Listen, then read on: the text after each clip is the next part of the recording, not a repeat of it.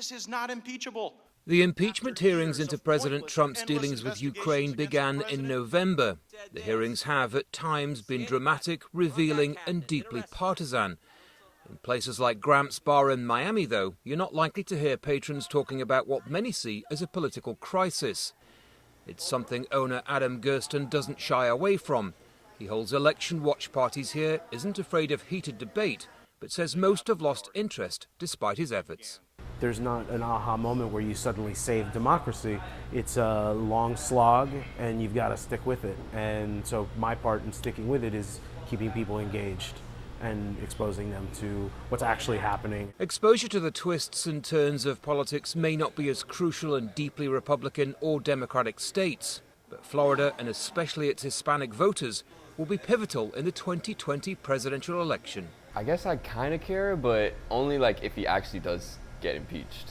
But for the most part, like I haven't been keeping up with it. Until voting occurs, I have no power in the situation, so I don't pay attention. I don't care. It's so hard to weed through all the information out there, and it seems like people are on such different sides of it that it's hard to, at this point, understand what's going on, at least for myself. As the 2020 presidential election looms, the fight to sway public opinion appears to have wavered. Analysts say that could have implications for the Democrats. They claim that Trump was a Russian stooge who was going to destroy the country. The Mueller investigation found out that wasn't true and sort of decimated those Trump-Russia conspiracy theories.